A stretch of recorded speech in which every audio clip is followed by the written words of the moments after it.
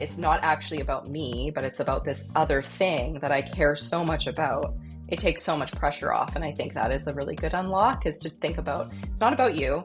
You're just the messenger, and it's about this bigger thing that you're connected to, this bigger movement, this bigger why. It can be really grounding.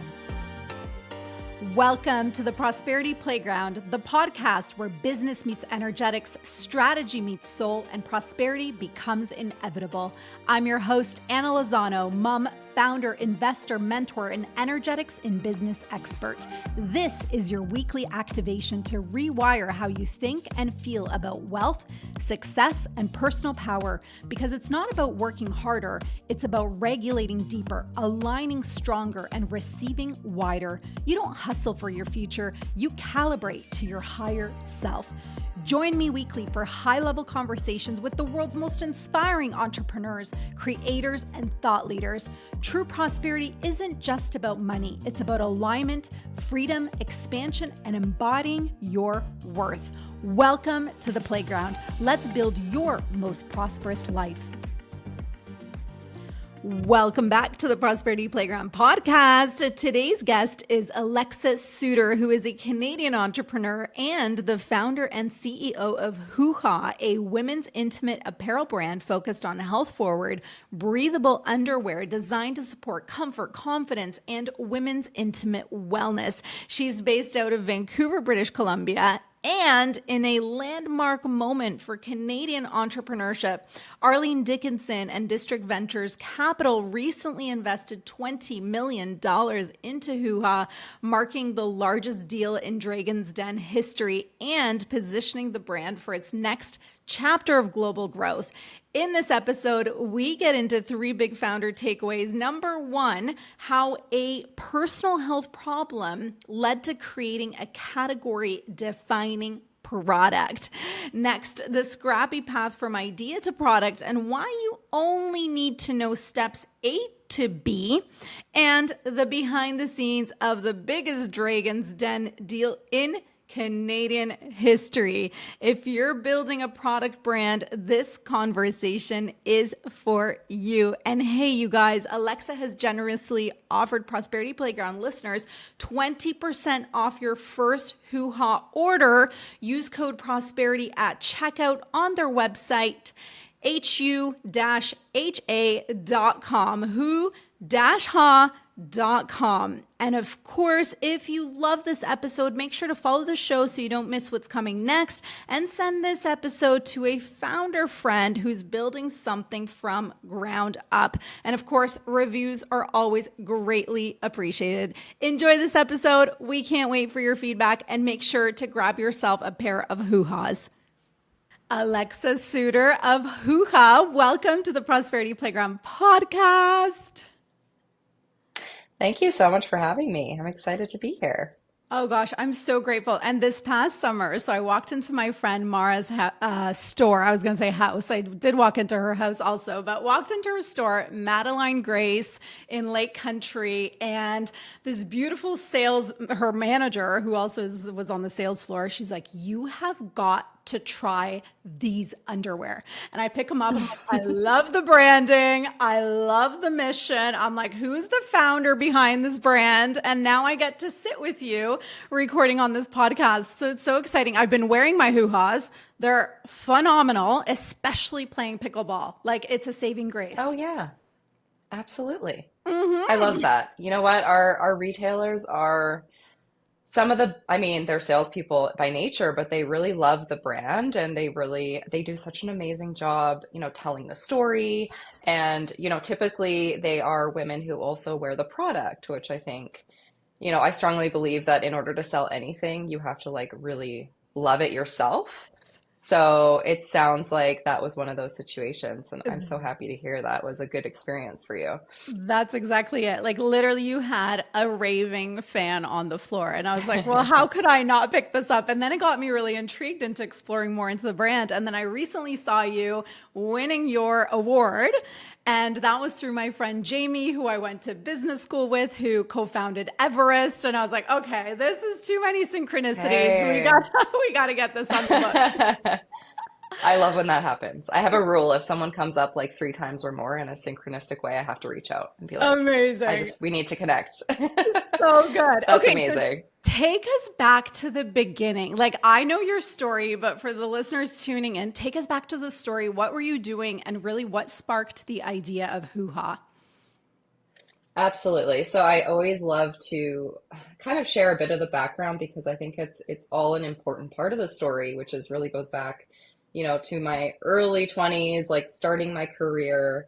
Um, I have always been an entrepreneur. I've always been in business for myself. For whatever reason, I kind of just had that fire in me, and I think I probably picked it up from seeing my dad run his own business and seeing my mom kind of do her own thing and not having parents that were um, going down like a traditional career path. I never had a household where there was a 9 to 5 schedule.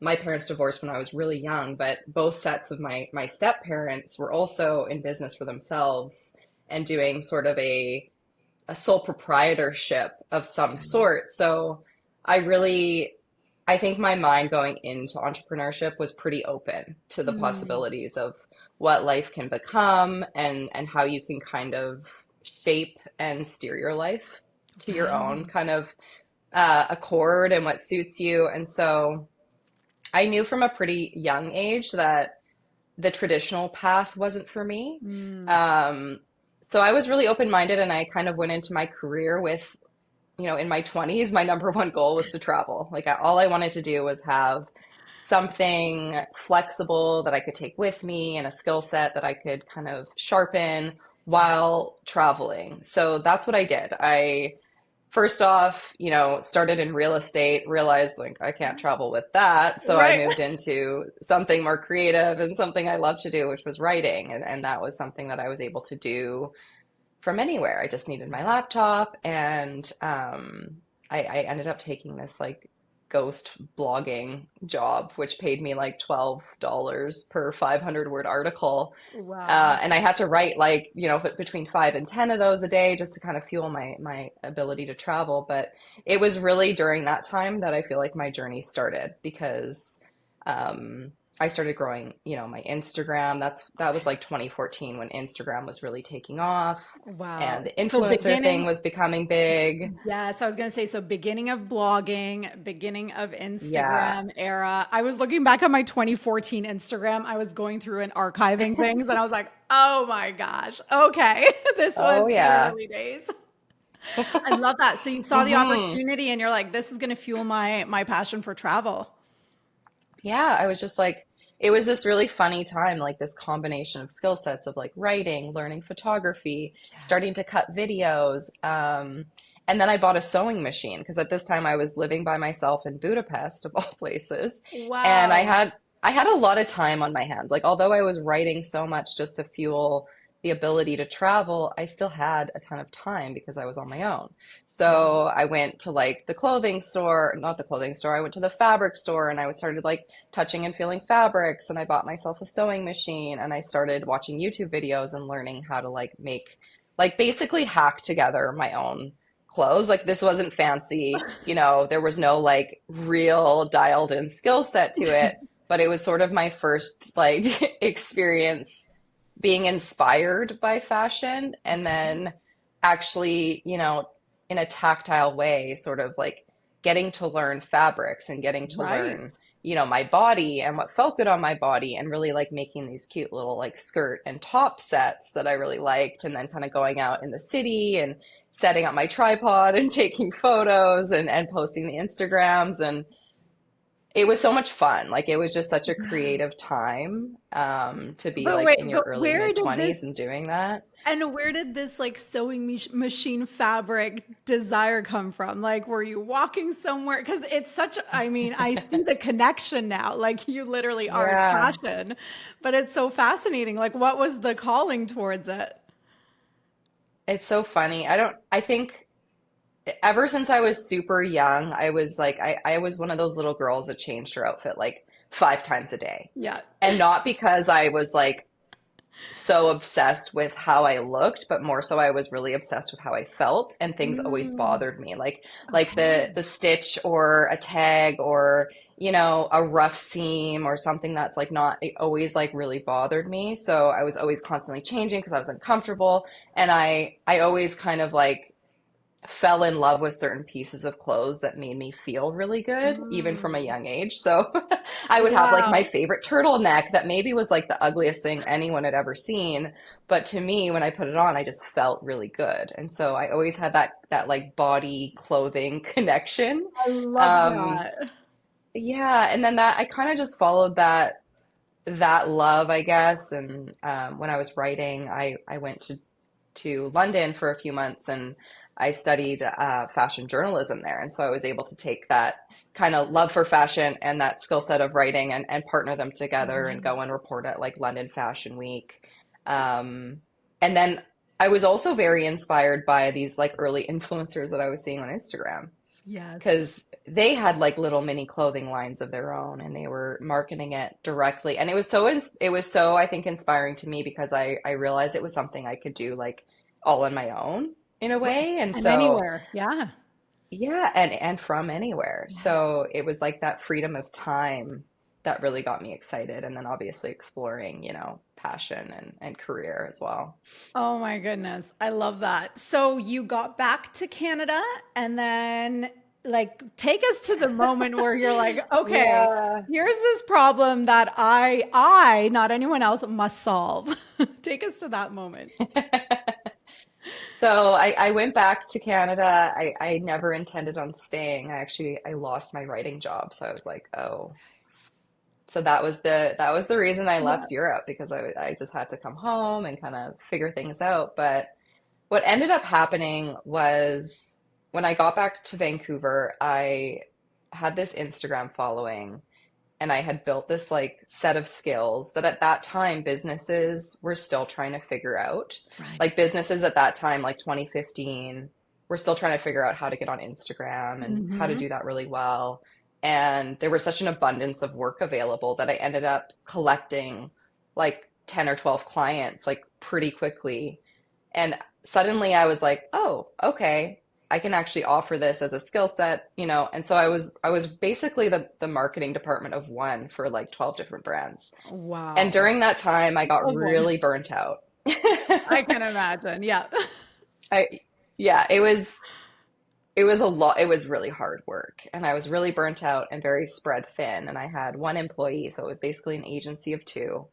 And we Wow. were running all these brands, and I had been suffering from recurring UTIs throughout my mid 20s. Okay. And during that time, especially when I was traveling, I mean, I didn't really have access to healthcare. Like I was in Right. Hungary. Yeah. Like I couldn't have, you know what I mean? So Yeah. I I was really figuring out like, okay, I know gynecologists say 100% cotton. Mm-hmm. Why is that? I was exploring and trying to kind of take it into my health into my hands holistically. Yeah. What am I eating? Am I drinking enough water? Like, what kinds of soaps am I using? What am I wearing? And so that was the light bulb for me that had me going down the rabbit hole of trying to figure out fabrics, and specifically in regards to underwear, because I knew from my own symptoms that I felt so much worse whenever I wore polyester or nylon underwear.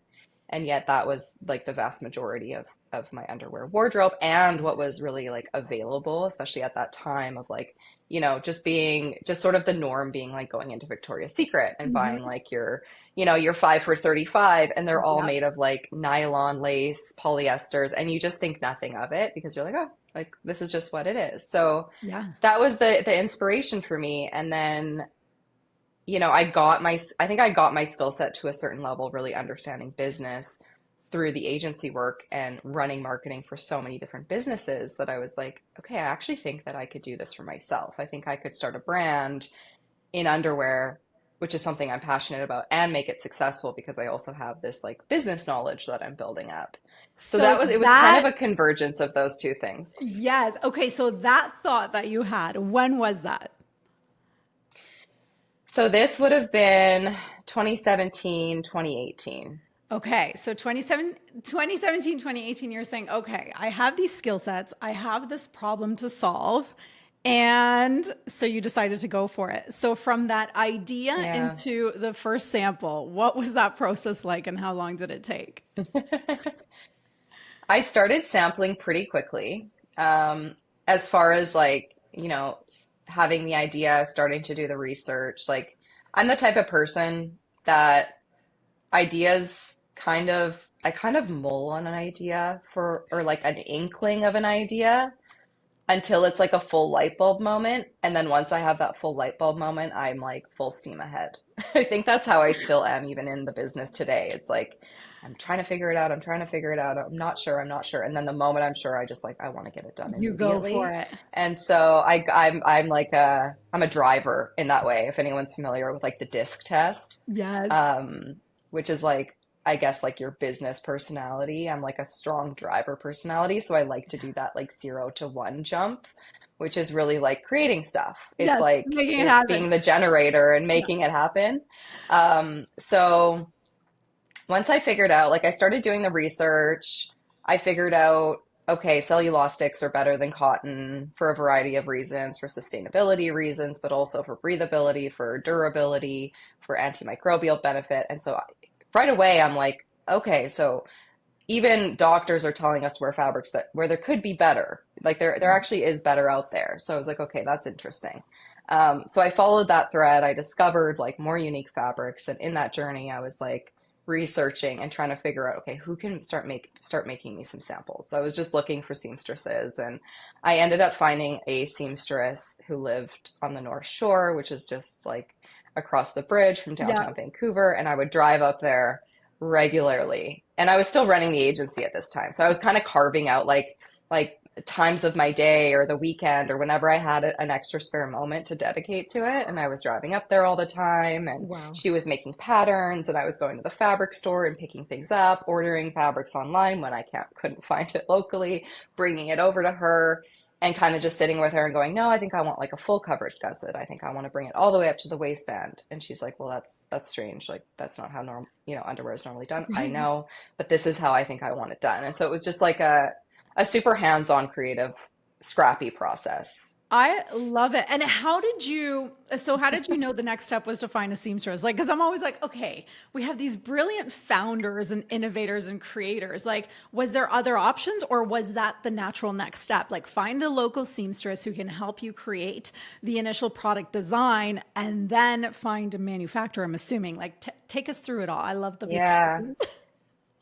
Yeah, I love this question and I get it often. And I think it's actually what holds a lot of Yeah. potential founders up because they just Yep. don't know where to get started. Yep. They're just like, 100%. well, what's the path? How do I get from A to Z? And you don't have to know how to get to A to Z from A to Z. You just have to know how to get from A to B and then B to Exactly. C and C to D. You're like, Yeah. it really is one step at a time. Yeah. And if you try to, like, nobody knows how to get to the end path because No. there's so many variables, and, you have to figure your way through it, like, as you go. And I think the path is different for everyone because it's going to depend on your own skill sets. It's going to depend on like your resources, who's within your immediate network, maybe like access to capital. It's going to depend on a lot of different things. So the path is going to be different for everyone. And for me, I didn't have a background in design. I didn't go to design school. I kind of knew how to sew, but it was like very self-taught, right? Right. But what I knew well was marketing, and I Mm. had built a platform. So I really leveraged that. And what I did was I just did whatever I could do. So I knew that I could obviously do the research myself, and then I Yeah. could go to the fabric store myself. And then I knew I could, kind of sew together a prototype, but I also knew it wasn't going to be that great. So that's why that was the next step for me, Love it. because I knew that I would need some sort of like a solid-ish prototype to then Yes. send to manufacturers to then have them, create an official pattern and all of that. So there's multiple different, like there's really endless different ways to go about something. I Yes. think the most important thing is that you're just making progress and you're just keeping the momentum going. A And the moment you 100%. stop the momentum and you go, I just don't know what to do next, is the moment your idea starts to die. Yes. So just do what you can, like just whatever the next step is for you, just do that. And it's not going to be perfect. It's going to feel scrappy. It's supposed to feel scrappy. It's supposed to feel scrappy. I think that's a huge lesson. I think two keys here is it's going to be scrappy. Like if you are getting into product space and you're developing something, innovating, creating, it's going to be scrappy. Number one. Number two is don't focus on A to Z, focus on A to B.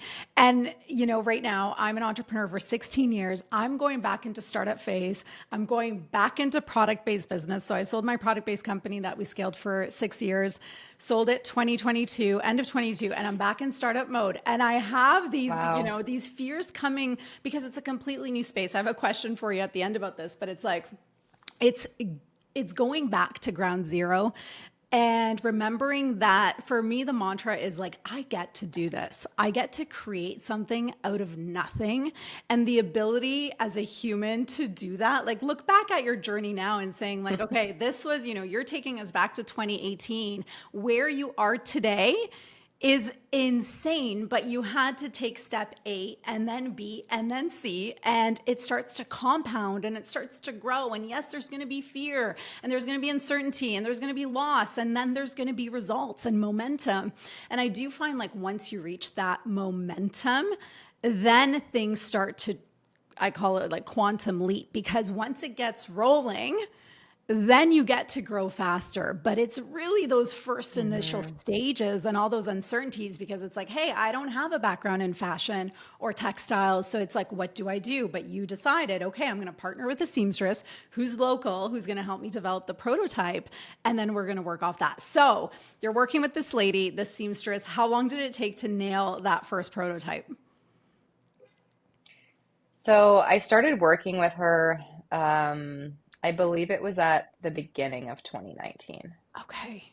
So there was some ideation in there, and then started sampling with her because I remember being, time is a weird thing, and I feel like it's I easy to know. lose track of what happened when, but I remember specifically being on like a New Year's trip, at the end of 2018, and I was like, I was discussing with friends on the trip, like this idea for the brand, and at that point I was feeling really scared, I think, because I Yeah. knew I was about to like take a step out of my comfort zone. Um, and I got some really great feedback on that trip. So then beginning of 2019, I was like, okay, full steam ahead. And it took a long time. It took a lot longer than I thought it would take. And I remembered feeling quite defeated a lot throughout the year as I was like really just trying to nail like one or two styles. Like I was keeping it very, very simple. And I had started like actually sending the seamstresses prototypes overseas to be manufactured or to be sampled at prototyped at overseas manufacturing. And then I'd get them back, and there's such a long wait between the time you Yes. like initiate a sample to the time you receive a sample, especially when you're manufacturing overseas. There's like shipping timelines and all of that. So you're like really eager to receive the sample, and then you receive it and you open it, and there's this like oftentimes this immediate letdown because Oh, either the craftsmanship is bad, the fabric isn't right, the fit is bad, that just like wearing the product, like wear testing and realizing like this is uncomfortable. This is actually like itching me. This isn't good. So I remember like multiple times breaking down in tears, just being like, I don't know if I'm going to be able to do this. Like I'm trying my hardest, and I just don't know if I'm going to hit it. And then I found a manufacturer, and their immediate samples I knew were just like a better quality. So I was like, okay. So amazing. it still needed work, but I was like, finally a breakthrough. Right. How many did you have to try manufacturer wise overseas to get that result? Oh, there was a lot. A lot. There Oh, were a and this is lot. a huge part of the Yeah. story too, is like keep going, because Yeah. that could like literally the amount of investment type, obviously, to get the samples. So investment money wise, investment time wise. And let's just remember there was also a pandemic in there somewhere at the beginning stages of your brand. Yeah, But you yeah, kept the going. You pandemic was fun. Yeah. So you held the vision. Okay, so Yeah. when you get the prototype, the sample back of the prototype, and you eventually get to the point of like, okay, we can bring this to market.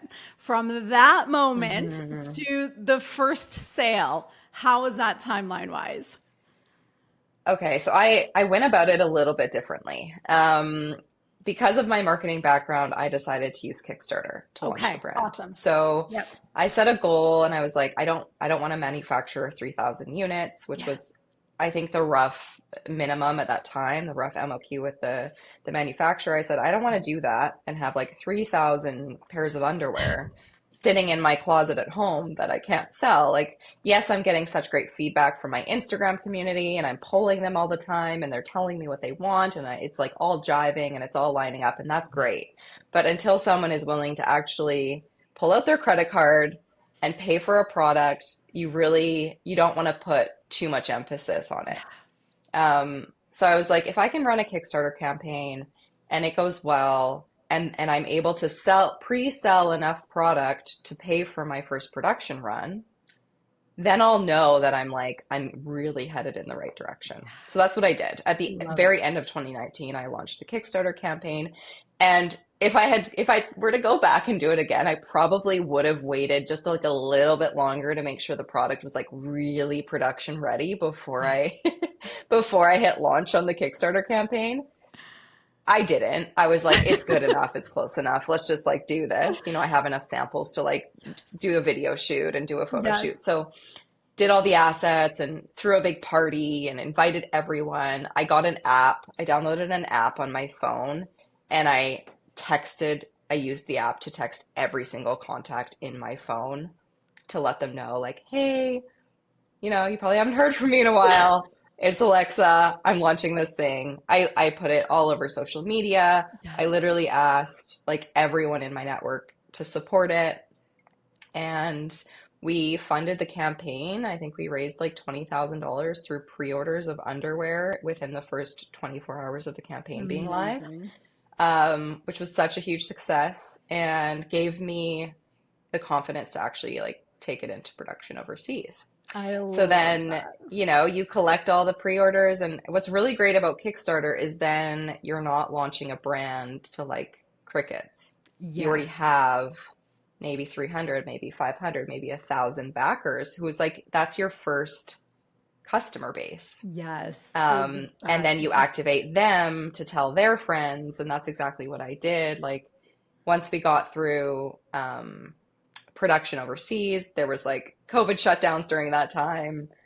It was delayed, but we finally got our production like in-house in May of 2020 and Wow. shipped out all the orders, and it was honestly just like off to the races at that point. So good. So we actually share such a similar story because when we launched our company Love Powered Co, it was same thing, same idea, 2017 through Kickstarter. And our first backers were those loyal followers. And I remember, so that was in August 2017. December 2017, we have the product in hand and it's Christmas, and we're literally driving all over Ontario delivering the local orders because shipping nightmares during Christmas. And, it was Oh, just it was just so exhilarating and exhausting and all of it at once. yeah. But when you have your first customers, those first backers from Kickstarter, when they hold the product in hand and they share it on social, like it was just that proof of, keep going, the evidence and the motivation of, okay, you're onto something, keep going. What do you think in terms of hmm Kickstarter right now moving into 2026? Like, are brands still launching on Kickstarter? What are you seeing with that platform? I don't know. Yeah. I think there are tools now where you can kind of run your own Yeah. like pre-order campaign on your own website that's branded your brand and maybe do it a little bit differently, like off the Kickstarter platform, but still kind of following the same cadence and the same idea of like validating your concept or your idea first and then going into production. Like I do still think that's a really smart way to go about it because again, it's like you can, ask people and you can poll and you can run surveys, but until someone's like buying your product, you don't know for sure. So I Yes. think there's still like definite validity to following it that way. I don't know if the Kickstarter platform is um, like powerful enough to like feature the product and put you Yes, front agree. page and like I don't know if that community is there. I still do think it is really all about like building your own community Yes. first It, and and then sending them to the campaign because I think a lot of people make the mistake that they just think, oh, if I just build this like this campaign and I put all the assets up there and then I hit publish, like, I'm just going to get a bunch of like random people buying my product, which really isn't the case. Like no. I think that still the vast majority of the backers that we got on our campaign were names that I was familiar with A from hundred my community. percent. There were a few names that were directly from the Kickstarter community, Yes. but there were very few. Agree, 100%. And as we move into 26, I feel like community and really cultivating that within your own brand is like so important. And I'm laughing because I feel like Hmm. 98% of our backers were in our community, and then we had like a random order from Italy. We're like, woohoo, cold Yeah, market. We don't know that person. It was so fun. totally. Yeah. Oh my gosh. Okay, so developing the brand. So you guys are officially live early 2020. So tell us about some of those, brand development strategies. Obviously, your expertise on social, you're in digital marketing, and then really like bring us to now. Like what are you seeing working today as we do move into 2026? Because also post-COVID era, I mean, every industry is saturated. You created something that was category defining. Actually, before I ask this question, mindset wise, Hmm. did you hold a Hmm. vision of creating something that was disruptive, that was very unique and innovating in a category that was already very saturated? Or was it just more like that was not a vision you held? I'm curious about the mindset. Mm. I think I like to, yeah, I really like to do things that are unique and different. I think I have no desire to like do something that's been done a million times over. Yeah. You know what I mean? Like I just, and I say this to my team even today, it's like when we're in design and we're looking at different things we can do and different product categories and different designs, it's like there always has to be something unique and different about our product. Otherwise, I have zero like excitement to do it.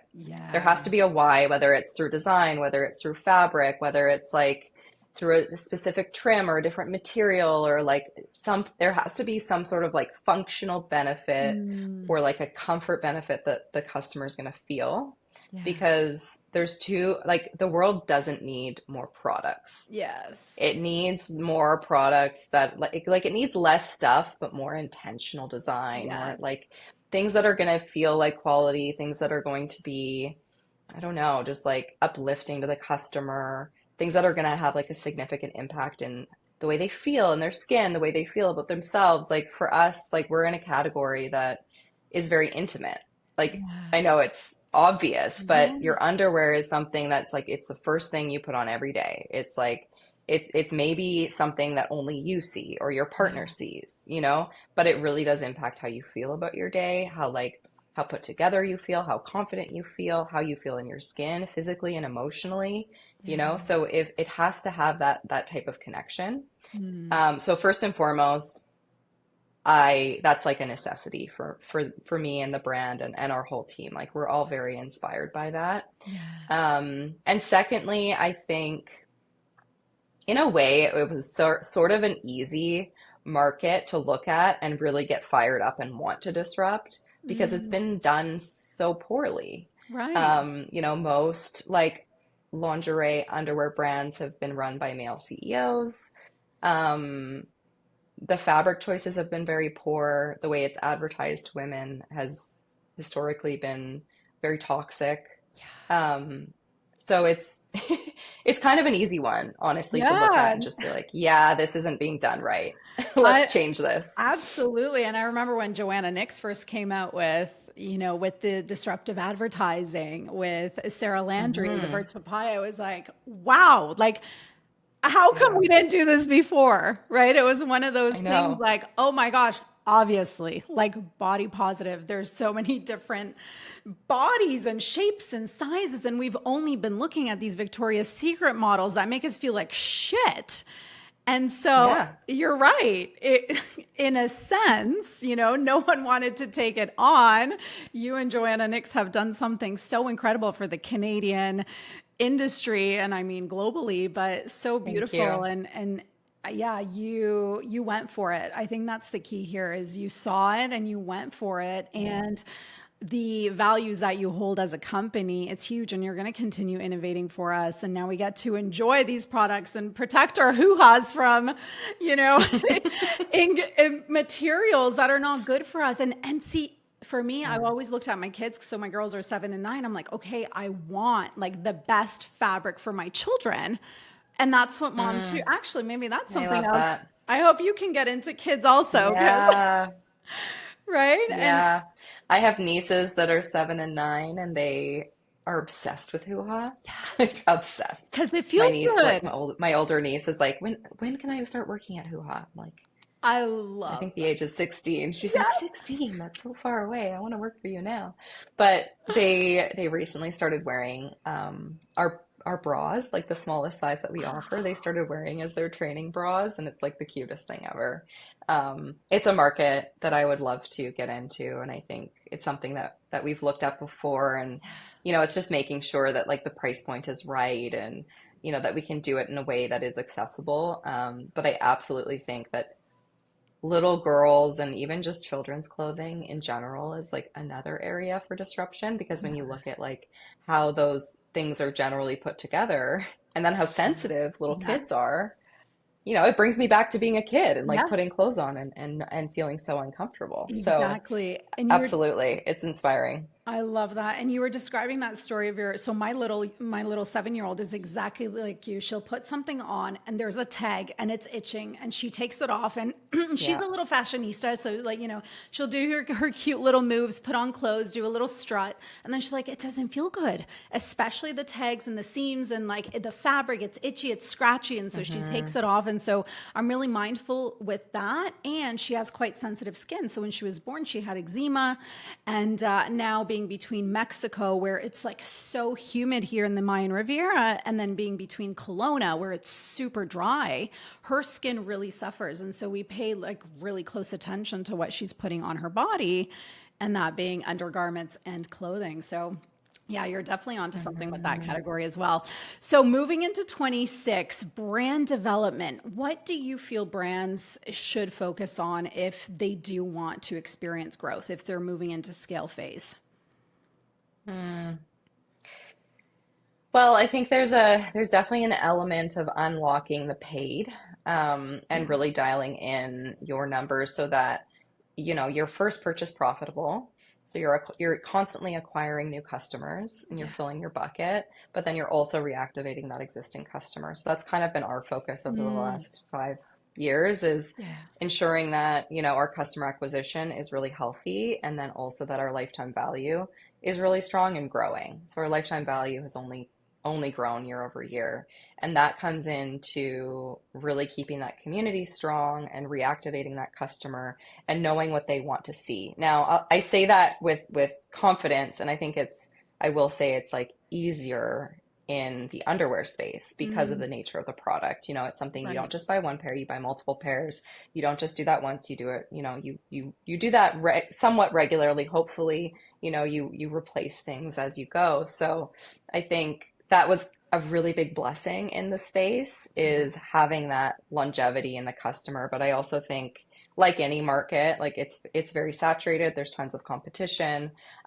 People start bidding on your brand name, and then they're attracting your customer, on Google or whatever it is, Yeah. the different channels. And so I think I think ultimately it comes back to being like really authentic Mm-hmm.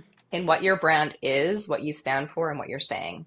And that doesn't mean that like you can't evolve. And I think that's sometimes where like brands get hung up, is like Yeah. this constant contention, or this like healthy conflict between evolving and learning more and like growing, but still remaining super authentic. Mm, So I think like that's the space that I love to live in, is like product development, that where the intersection is with brand.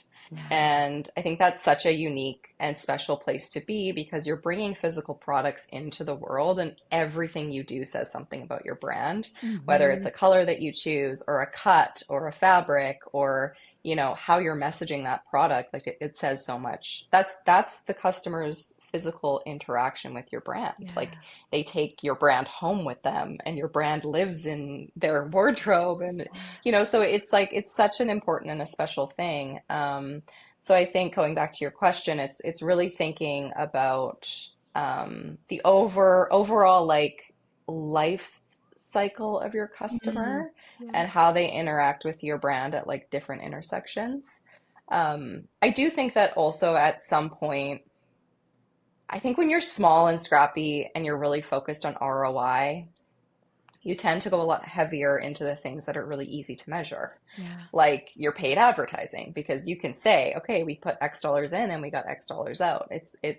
I mean, obviously there's attribution and there's like a Hmm. lot of, Yeah. potential issues there, but in general, you can get a pretty good sense.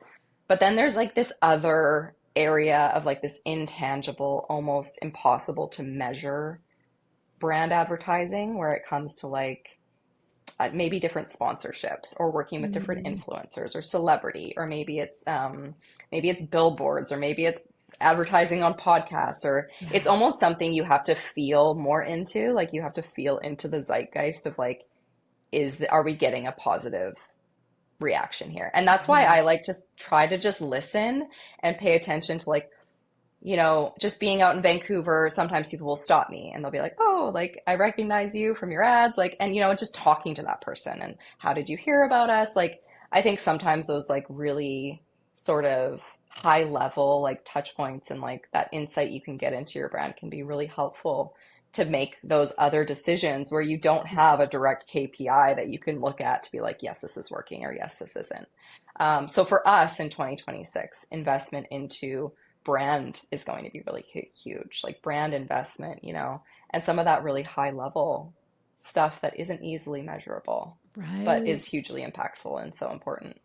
And also you're a front facing founder. So it's beautiful to, Hmm. see you in the ads, watch you on Dragon's Den and really connect to you. Like you have a beautiful personality and you're authentic and you're easy Thank to you. connect and relate to in your story. And so that's obviously a great decision. I know a lot of founders, they're nervous to be front facing. Maybe social media isn't their Yeah. thing or being in front of camera or hopping on Yeah. podcasts, but I think anytime we can have that opportunity to build the connection deeper with a customer, then you have more of an opportunity to build that relationship for life. So it's like you build the connection with founder, with brand, with the story and messaging, you try the product, love the product, or vice versa, whatever comes first. And then you Hmm. have that longevity because, again, there's so many options. Consumers have so many options these days, way more than ever before. And so that loyalty Hmm. matters. And I think that's a huge point for founders moving into 26 is whenever you have an opportunity to build a deeper relationship with that client, go for it. Whether that is attending events and maybe going back and doing, having a booth and interacting at an event with women where they get to touch, feel, and experience the product, but also get to know you. And so, whatever that looks like for your brand, I think is going to be really big in 26. And like you said, interacting with the people that are making the purchase and bringing your product home and seeing what is it that they're looking for? What are they loving? What are they enjoying? And then yes, looking at the ROI that you're receiving from different things you're trying. And my husband owns a boutique digital marketing agency specifically for female founded product brands. And so it's fascinating to witness like you can still generate a wonderful ROI even though the space is very saturated, but it comes down to content and what that content is. And I know It forward does. facing founders are It seeing better does. results than not from our Yes, experience. absolutely. Absolutely. Our best performing ads of all time have my face in it. Yeah, and it makes Um, sense. uh, it does. I think people want to know the why behind Yeah. a brand. And as the CEO our job is to, communicate that vision and Yeah. that why. So I think that should really be the focus. And yes, it's like it can be so nerve-wracking, to get up there on a stage or on a podcast or even just to sit in front of your own team and Yeah. communicate that why. But I also think it's important to like remind ourselves that not every like leadership comes in so many different shapes and forms. And you can be an introvert and be an amazing leader. You can be, more of like a mechanical mind, more of an engineer mind, and be an incredible leader. You don't have to be the super verbose, super like outwardly confident type of leadership style that we're often kind of Yeah. shown, like in Yeah. media and pop culture. Like there are different types of leaders, and I do think it is about just being authentic to who you are. Yeah. Like, don't try to be anybody else. And, there's been times for sure in my own journey with HUHA that I've had to take a step back and say, okay, like I don't feel like I'm in a place emotionally right now to be super front facing. Right. I'm gonna take a break from podcasts for a while, or I'm Yeah. gonna just like put my head down and work and go into my zone, because I am a little bit more introverted, Yeah. and I do, kind of sometimes struggle with that. But I think it's so much easier. Like I remember I was at a trade show probably in like 2021 or 2022. It was a sourcing trade show.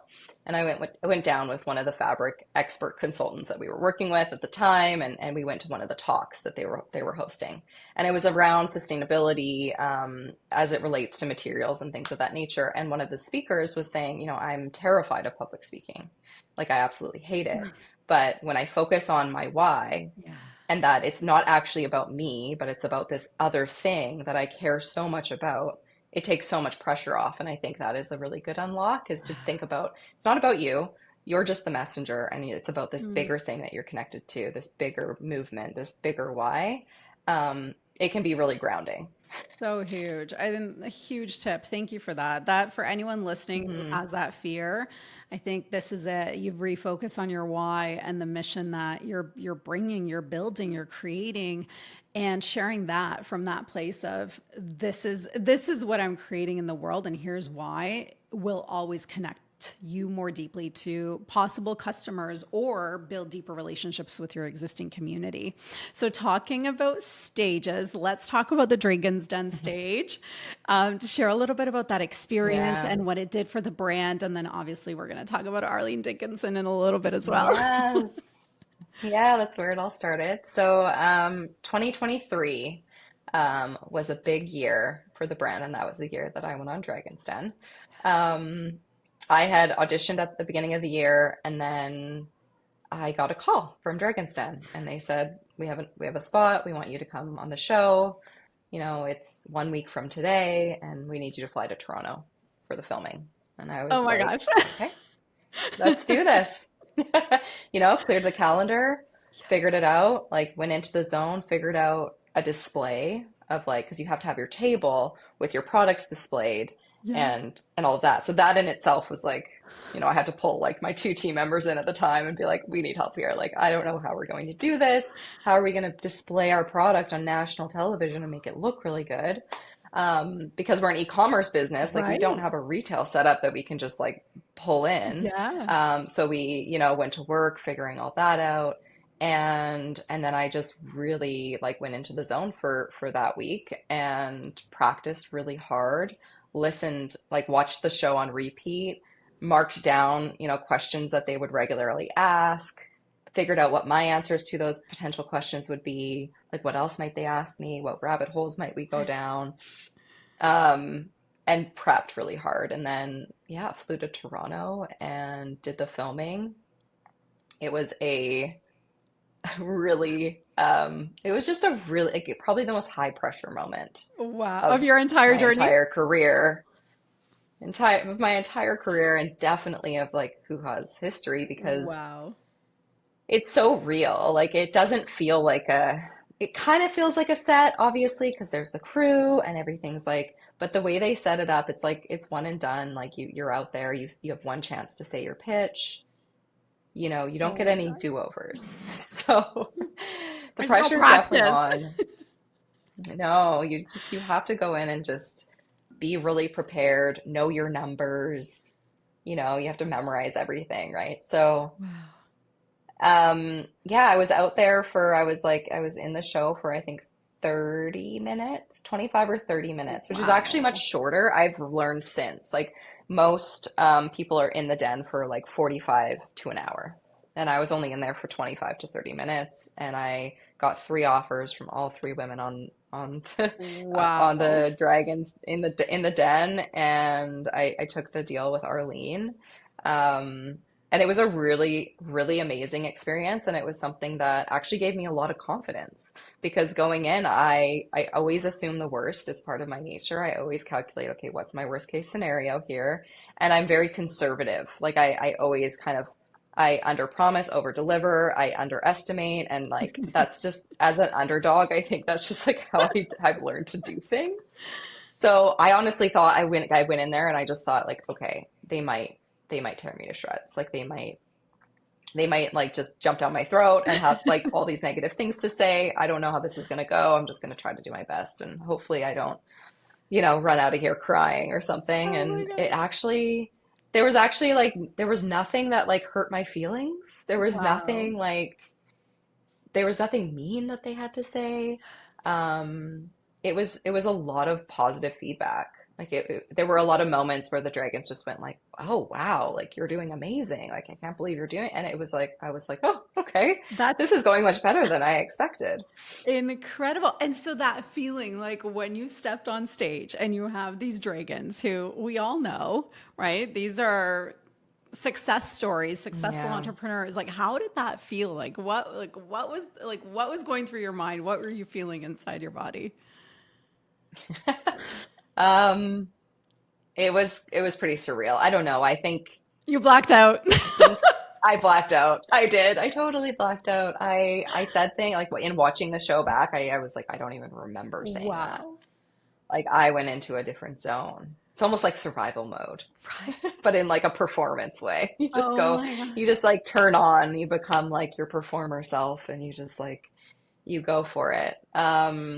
I did like going into the show, I listened to podcasts that each of the dragons had been featured on so Okay. that I could get to know who they were and what their personalities were like. Right. Because as much as you can like read up on articles and stuff, it's very different when you actually hear people speak Yes. about, their values and their story and their background and so on and so forth. So that's what I did is like I just spent a lot of time doing that. And that's why going into it, I knew that I wanted a deal with Arlene because in listening to those podcasts, I really resonated with her story, her background and her Wow. skill set and just her leadership style. I was like, okay, this is someone that I could see myself in business with. So that I would definitely recommend because it kind of humanizes each of them and it gives Yes. you a familiarity. So you can have almost like you've met them before when you go Yes. into it. Oh, I love that. Okay, so you knew you wanted a deal with Arlene.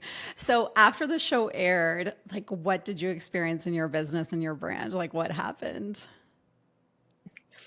After the show aired, so right after we filmed, I remember we started talking to Arlene like on the phone, Wow. and that was Isn't that like crazy. And crazy like too? her, Sorry to cut you off. You're like, I'm just on the phone with Arlene Dickinson. Like, okay. yeah, like we now like we're connected, and Yeah.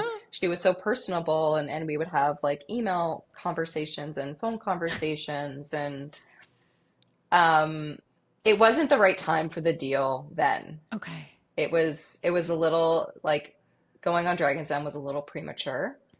Um, because once you take on capital, you Mhm. have to know what you're going to do with it. Right. So you, even to just get to that point where you know like how you're going to deploy the capital, it takes a certain sophistication, it takes a Right. certain understanding of your own business, having been around the block a few times, so you understand the seasonality and the growth trajectory. It takes the team, having like the finances in place and Right. strategy in place. It takes a lot. And at that time we were four, like myself Wow. included, four full-time people. So it just wasn't, we didn't quite have things like sorted out yet to be able to take on that capital and deploy it in a way that, would ultimately 2, 3, 4x that investment. So Right. I decided to pause. I was like, okay, like now's not the Wow. time, but let's give it like another year and revisit. So we did Dragon's Den aired, we did a party, we did a watch party. We also had like a virtual part of it so that our customers could like join in and watch it with us. And it was amazing. I mean, it was such an amazing experience. We didn't see like a massive spike to the business Okay. immediately. It was almost more of like a long-term sustainable peak or uptick.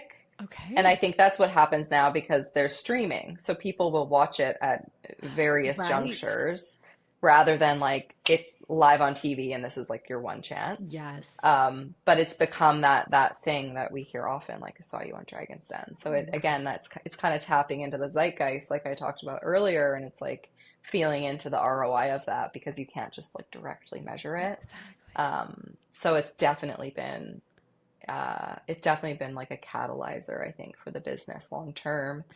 And then, of course, it led ultimately to the investment with Arlene and District Ventures, her capital venture firm and venture capital firm, excuse me. And that was just finalized a couple months ago. And That's now we have insane. a team of 15 and we're ready. You're ready. And I have the headlines here as Arlene Dickinson of District Ventures Capital invested $20 million in HUHA, which is the largest deal in Dragon's Den history. Like, girl, like I like applauds to I you. This is know. incredible. Are you like, I know. what does Thank this you. mean? And how, like, you must be just over the moon and you got work to do. I feel like it's a duality. Yeah. Absolutely.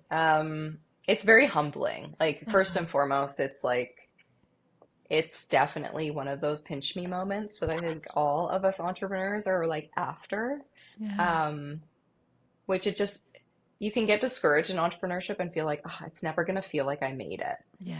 And I know I felt that so much. It's like you're working so hard and like the revenue looks great, but it still doesn't feel like you've made it. I don't Yeah. know, because there's just like, and this was another, this was something different where it was like, I think for the first time, it's like, wow, Oh, like wow. this is a milestone to really take a pause and like really feel it because it Yeah. is like a we made it moment. And to Literally. have, yeah, it's like, it's really cool. It's It really really exciting. I don't is. even And you're know so how to like humble. express it. I know you're so humble, but like, guys, this is a big fucking deal. I'll say it for you. This is huge. Oh, and I'm It's a big celebrating you. deal. It's very cool. It's very cool to have people you really, really admire too, like on your cap table and on your board. And Yeah. we're prepping for our first board meeting this week, and it's going to be a totally different way of doing the business. Yes. But it's going to be a really exciting, like leap, quantum leap. You said it earlier. Literally. It's a Yep. quantum leap forward for sure. Yep. Yeah. I love that. So we're going to move into some rapid fire, but what's next for the brand? So with this investment, with this, what's where you are right now? What are you most excited about for the brand? Material science, innovation, expanding, from just underwear and women's top drawers to their entire wardrobe with the same perspective of good for you, good for the body, good for the skin materials. So good. Amazing. Okay, rapid fire. My biggest problem with this is I always want to comment after. So I'm going to try not to comment after my rapid Okay. fire. Okay, if you had to rebuild Hoo Ha from scratch tomorrow, knowing what you know today, what is the first move you would make?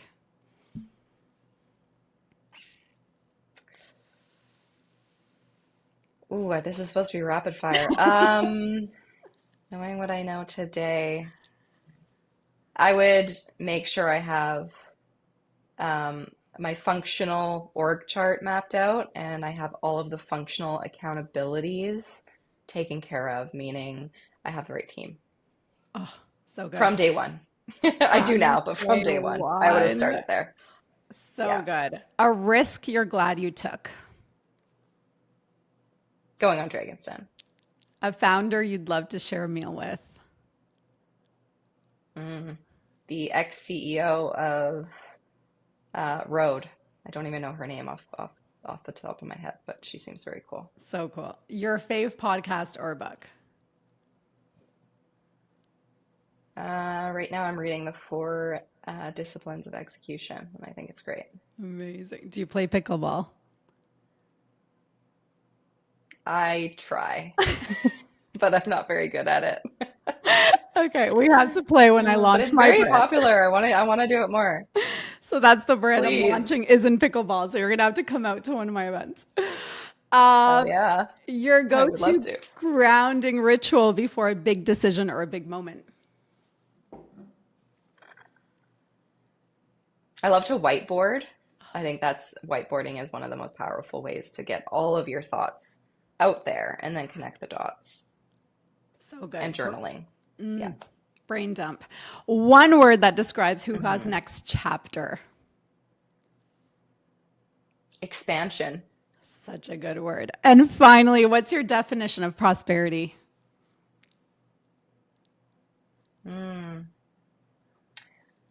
Feeling free in your life, feeling like you've designed the life you want to live, being grateful and wanting the things that you have in your life. Yeah, just waking up and loving what you're doing and not wanting to change it, even if you got $20 million deposited into your bank account today. What a feeling. Oh my gosh. Alexa, thank you so much. Where can we find you? Where can we buy your amazing product? Thank you. You can buy your hoo-has on our website. It's hu-ha.com. So it's hu-ha.com. And you can follow me at Alexa Suter on Instagram. Amazing. Thank you so much for your time. Thank you for being here. And I'm so excited to continue watching your journey. Thank you. Thank you so much. Thanks for joining me on today's episode of the Prosperity Playground podcast. If this conversation sparked something in you, be sure to subscribe on Apple Podcasts so you never miss your weekly activation. If you enjoyed the conversation, please rate and review. Your feedback helps us reach more souls just like you who are ready to calibrate to their most prosperous life. Know someone who needs this frequency boost? Share the episode to Instagram and tag me at _Anna Lozano so we can grow our energetically aligned community together. And please remember, true prosperity is about alignment, freedom, expansion, and embodying your worth. Start today. I'm Anna Lozano, and this is the Prosperity Playground. See you on the next activation.